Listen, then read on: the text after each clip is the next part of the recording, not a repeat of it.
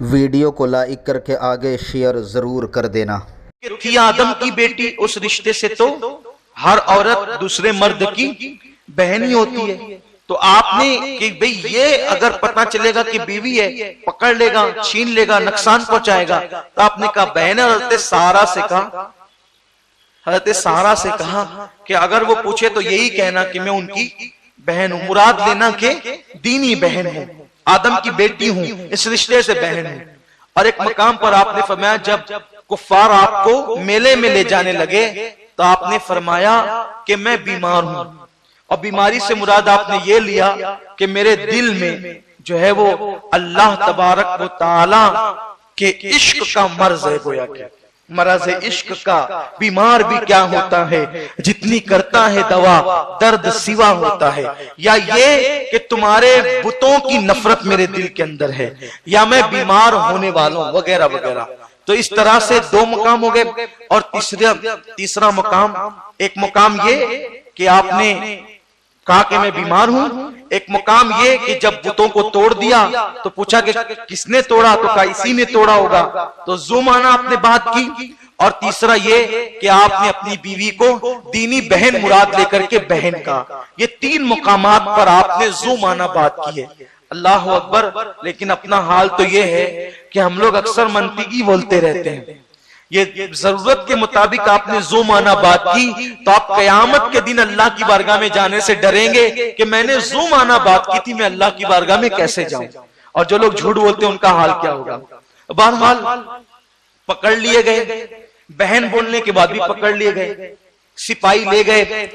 جب حضرت سارا کا حسن دیکھا تو بادشاہ جھٹا آپ پر، تو جیسے ہی آپ کے قریب اس نے معاذ اللہ ہاتھ بڑھائے، اس کے دونوں ہاتھوں پہ فالج ہو گیا۔ تو اس نے کہا کہ یہ عورت بہت نیک ہے اور اس کی اللہ تک پہنچ ہے، تو کہا کہ تو دعا کر میرے ہاتھ اچھے ہو جائیں۔ تو آپ نے دعا کیا اور ہاتھ اس کے اچھے ہو گئے۔ اس کے بعد اس نے پھر بدنیتی کی، پھر اس کے ہاتھ شل ہو گئے، پھر اس کے ہاتھ شل ہو گئے۔ اللہ اکبر۔ پھر حضرت سارا نے دعا کی تو اچھی ہو گئے، پھر اس نے تیسری بار بھی ایسے ہی کیا، پھر اس کے ہاتھ شل ہو گئے۔ تب اس کو لگا کہ ایسا نہیں کرنا چاہیے۔ آگے بڑھنے سے پہلے ایک نقطہ عرض کرنا چاہتا ہوں۔ یہاں شیعوں پر یہ حدیث بجلی گراتی ہے۔ شیعہ بدبخت یہ کہتے ہیں کہ حضرت صفوان کے ساتھ معاذ اللہ حضرت عائشہ نے بدکاری کی۔ استغفر اللہ، سب کو استغفر اللہ۔ اللہ لعنت کرے شیعوں پر، رافضیوں پر، بدبختوں پر کہ وہ ہماری ماں پر اتنا بڑا الزام لگاتے ہیں۔ دیکھو آپ کو بتاؤں ایک پیاری سی بات، جب خلیل کی بیوی پر بادشاہ ہاتھ بڑھا رہا ہے تو اللہ نے خلیل کی بیوی بچا لی، تو حبیب کی بیوی کیوں نہیں بچائے گا؟ محبوب کی بیوی۔ اور پھر بھی وہ بیوی، حضور کی ہر بیوی ہماری ماں ہے، لیکن عائشہ کی شان یہ ہے جس کے بستر پہ قرآن نازل ہوتا ہے۔ اچھا ایک بات یہاں اور عرض کروں، واضح کروں، کیونکہ ہمارے شہر میں آج کل رافضیوں کا زور بڑھتا جا رہا ہے۔ شہر میں نہیں بلکہ پورے ملک میں شیعہ اور رافضیوں کا زور ان بدبختوں کا۔ کچھ لوگ ہیں ادھر بیٹھیں گے ادھر بیٹھیں گے، اس کے کان میں پھونک اس کے کان میں پھونک، جیسے عورتیں جو ہے نا ایک دوسرے کے کان میں پھونک مارتی ہے، ویسے شیعہ رافضی پلید نوجوانوں کو پکڑ پکڑ کے کان میں وہ تو یہ ہو گیا اور وہ تو وہ ہو گیا۔ ہمارے سامنے آؤ نا، ہمارے سامنے کیوں نہیں آتی؟ جن نوجوانوں کو قرآن حدیث کی کوئی معلومات نہیں، ان کے کانوں میں پھونک مارتے ہو۔ اگر اتنا تمہارے اندر دم خم ہے تو یہ فقیر قادری اس کے پاس آؤ، ہمارے پاس آؤ، بات کرو۔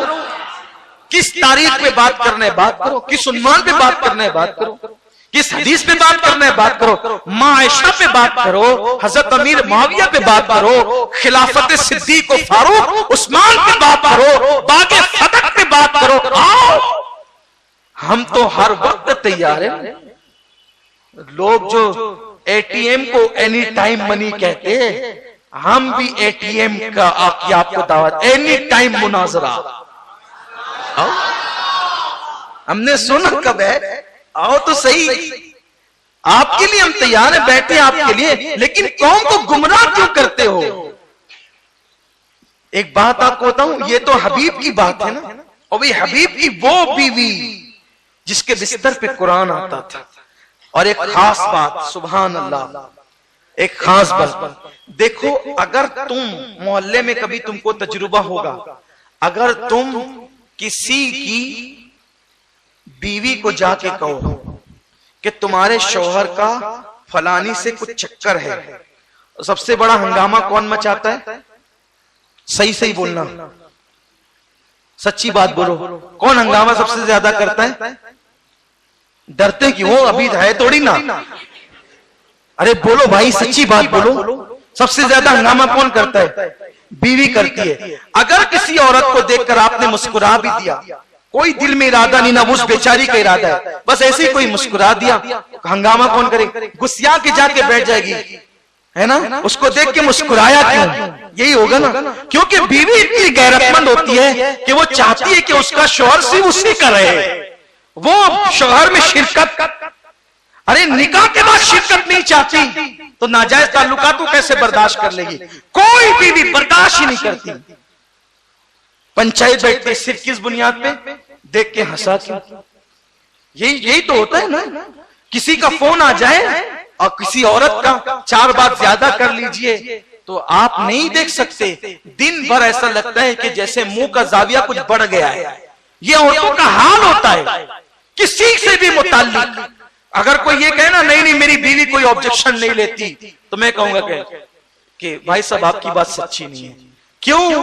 بیوی ہوتی وہ ہے جو ہر چیز میں شرکت گوارا کرتی ہے، شوہر میں شرکت جائز طور پہ بھی گوارا نہیں کرتی، ناجائز کی تو بات ہی چھوڑیے. اب آئیے اصل عنوان کی طرف. دیکھو میں اس لیے آپ کو اتنا اتر کر کے بولتا ہوں تاکہ آپ کے دماغ میں بات آ جائے. میرے بچے جو چھوٹے چھوٹے بیٹھے ہوتے ہیں وہ بھی سمجھ جائیں، کیونکہ پتہ نہیں ان کے جوان ہونے تک ہم رہیں گے یا نہیں رہیں گے، تو ان کے دماغ میں بات آ جائے تاکہ ان کے ایمان کی حفاظت ہو جائے. اور ہمارے یہاں پڑھے لکھے بھی آتے ہیں، بہت ان پڑھ لوگ بھی آتے ہیں، تو اس لیے ہم چاہتے ہیں کہ بہت اتر کر آپ کے معیار کی گفتگو کریں تاکہ ہر بندہ سمجھ لے. تو اگر کسی کے بارے میں صرف الزام بھی لگ جائے تو سب سے زیادہ ہنگامہ کون کرتا ہے؟ بیوی کرتی ہے. لیکن جب حضرت صفوان کی بیوی کو کسی نے کہا کہ تجھے کچھ پتا چلا کہ تیرے شوہر صفوان کے ساتھ عائشہ کے معاذ اللہ ناجائز تعلقات ہیں اور عائشہ کے ساتھ تیرے شوہر صفوان نے زنا کیا، معاذ اللہ. اس دور کے منافقین نے، حالانکہ یہ بات بولتے ہوئے مجھے بھی میرا کلیجہ منہ کو آتا ہے، کیونکہ وہ میری ماں کی بھی ماں ہے، میرے باپ کی ماں ہے، میری ماں ہے، تمام مومنین کی ماں ہے وہ، جسے عائشہ صدیقہ کہتے ہیں. لیکن چونکہ ذہن کے صفائی کے لیے ہمیں ان جملوں کو نقل کرنا پڑتا ہے مجبوراً. اللہ تبارک و تعالی ہم سب کو معاف کرے تاکہ ایمان عقیدے کی حفاظت ہو. صفوان کی بیوی کے پاس کسی منافق بدبخت نے جا کر کے کہا کہ تیرے شوہر نے عائشہ کے ساتھ معاذ اللہ ایسا کیا. تو صفوان کی بیوی کو کیا کرنا چاہیے تھا؟ ہنگامہ چاہیے. بھئی بیوی ہوتی ہے، اور اس دور کی بیویاں تو اور خطرناک، کیونکہ زمانے جاہلیت سے قریب ہے نا وہ دور، اس دور کی عورتیں تھیں تو ہنگامہ کرنا چاہیے. اس نے بالکل ریلیکس ہو کر کہا یہ ہو ہی نہیں سکتا. توجہ آپ کی، یہ ہو ہی نہیں سکتا. کیوں نہیں ہو سکتا؟ کیونکہ وہ جانتی تھی حضرت صفوان مرد نہیں تھے، نامرد تھے.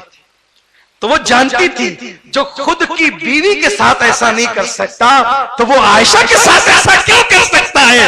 اب حیرت ہوتی ہے، اللہ کی حکمت یہ ہے کہ جس کے ساتھ الزام لگنا تھا اللہ نے بچپنے سے ان کو نامرد بنا دیا تاکہ یہ الزام ہی ختم ہو جائے اور حضرت عائشہ کی طہارت لوگوں کے سامنے واضح ہو جائے. یہ ہے میرے رب کی شان. تحقیق کرنے والوں کو اللہ ایسے جواہرات عطا کرتا ہے. اب صفوان کو نامرد کیوں بنایا؟ کیونکہ آپ جانتے ہیں اگر بڑے نقصان سے بچانے کے لیے چھوٹا نقصان کرو تو چل جاتا ہے.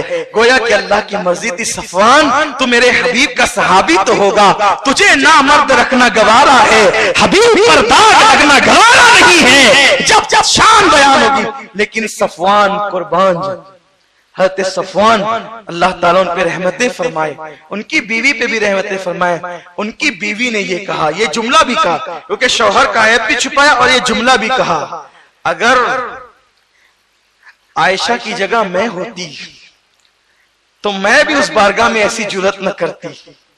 اور اللہ اکبر، کتنا پیارا جملہ کہا، عائشہ کی جگہ اگر میں ہوتی تو میں بھی ایسی جرات گوارا نہ کرتی، ایسی بدبختی نہ کرتی. عائشہ تو حضور کی بیوی ہے، وہ یہ کیسے کر سکتی ہے؟ ایک طرف حضرت عائشہ پہ اعتماد کتنا، اور شوہر کا حال تو پتہ ہی تھا. اچھا یہاں میرے کچھ نوجوان ہو سکتا ہے مغالطیں پڑ جائیں، ایسا کیوں ہوا کہ حضرت عائشہ پہ الزام لگ گیا؟ صرف 2 منٹ میں بات مکمل کرتا ہوں. ایسا اس لیے ہوا کہ حضور علیہ السلام جب بھی کوئی سفر میں جاتے تو حضور کی 11 بیویاں تھیں، 9 ایک ساتھ رہتی تھی، کیونکہ 2 کا 11 ایک ساتھ جمع نہیں ہوئی، 9 ایک ساتھ جمع ہوئی، نکاح 11 ہوئے. تو حضور علیہ السلام قرعہ ڈالتے تھے، جس کا نام قرعہ میں نکلتا تھا اس کو حضور سفر میں لے جاتے تھے. تو حضرت عائشہ کو غزوہ بنو مستلق میں حضور ساتھ لے، جب واپس لوٹ رہے تھے تو حضور علیہ السلام کی یہ عادت کریمہ تھی کہ حضور علیہ السلام پیچھے کوئی ایک آدمی کو رکھتے تھے کہ کوئی گری پڑی چیز ہو تو آپ اس کو بعد میں اٹھا کر کے لانا. تو چونکہ حضور علیہ السلام جب واپس لوٹ رہے تھے مدینہ طیبہ کے قریب، حضرت عائشہ صدیقہ جو ہے وہ ہودج سے، وہ پردے والا ہودج ہوتا تھا اونٹ پر، اس پہ وہ عورتیں رہتی تھی، مرد اس اونٹ بٹھاتے تھے، اتار لیتے تھے، پھر اونٹ پہ رکھ دیتے تھے اور سواری چل پڑتی تھی. ساری عورتیں اتری، سارے کام ہو گئے اور سیدہ عائشہ نے کہا کہ حضور مجھے حاجت کے لیے جانا ہے. حاجت کے لیے گئی، اتری اور حاجت کے لیے گئی، واپس آئی، ہودج میں بیٹھ گئی ہودج میں، اور گلے پر ہاتھ ڈالا تو کہ میری رخصتی کے وقت میری امی نے جو ہار دیا تھا وہ گم ہو گیا. اب سوچا حضور سے اجازت لوں گی، ناراض ہوں گے کہ تمہاری وجہ سے پورا قافلہ رکے گا، سب کو رکنا پڑے گا، ٹائم پاس ہوگا، اب واپس جانا ہے گھر کی طرف، سب جلدی میں ہے. تو آپ نے حضور سے اجازت نہیں لی، ہودج سے بغیر کسی کی اجازت کے باہر نکلی اور جہاں بیت الخلاء کے لیے گئی تھی وہاں ہار ڈھونڈنے لگی. تو لوگوں کو کیا لگا؟ اندر ہے، حضرت عائشہ صدیقہ اندر ہے. اور جب آقا نے پوچھا سب آ گئے؟ کہا جی یا رسول اللہ سب آ گئے. تو کہا چلو نکل پڑے. تو یہ آئی تو جس اونٹ کے اندر، جس اونٹ پہ آپ سواری کرتی تھی، اسی اونٹ کے نیچے وہ ہار دبا ہوا تھا. اونٹ گیا اور ہار مل گیا، لیکن ہار ملا تو آپ جو ہے وہ چادر لپیٹ کر، رات کا وقت تھا، چادر لپیٹ کر ایک کنارے پر جنگل میں وہاں پر بیٹھ گئی، ایک درخت سے ٹیک لگا کر کہ جب مجھے لوگ نہیں پائیں گے تو یہاں آ کر مجھ سے مل لیں گے. تو جب آپ چادر میں لپیٹ کر کے درخت سے ٹیک لگا کے بیٹھ گئی تو حضرت صفوان کو پیچھے چھوڑا تھا کہ کوئی گری پڑی چیز آپ اٹھا لینا.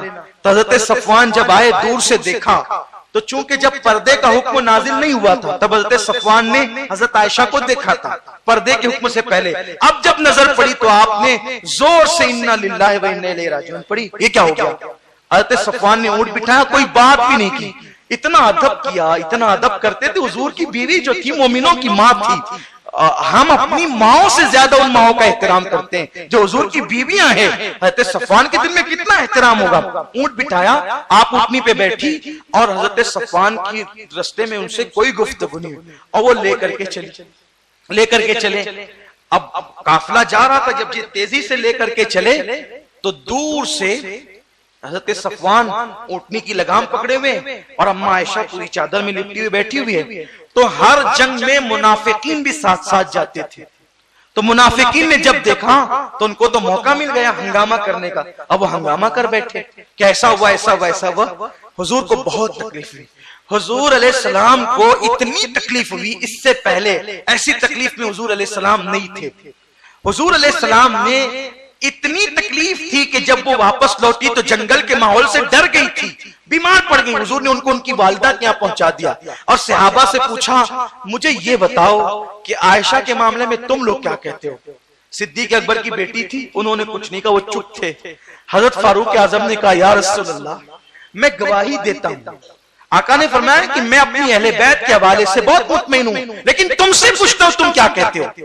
سیدنا فاروق اعظم نے کہا یا رسول اللہ میں گواہی دیتا ہوں آپ کی بیوی پاک دامن ہے، اور دلیل یہ ہے جب اللہ نے آپ کے جسم پر مکھی کا بیٹھنا گوارا نہیں کیا، کیونکہ مکھی گندگی پہ بیٹھے پھر آپ پہ بیٹھے، جب اللہ کو یہ گوارا نہیں ہے تو ایک عورت زنا کر کے آپ کے نکاح میں رہے، یہ کیسے اللہ کو گوارا ہو سکتا ہے؟ اس لیے آپ کی پاک دامن مولا علی نے کہا، حضرت عثمان غنی نے کہا یا رسول اللہ میں گواہی اچھا لگا ہو تو لائک کر کے آگے شیئر ضرور کر دینا۔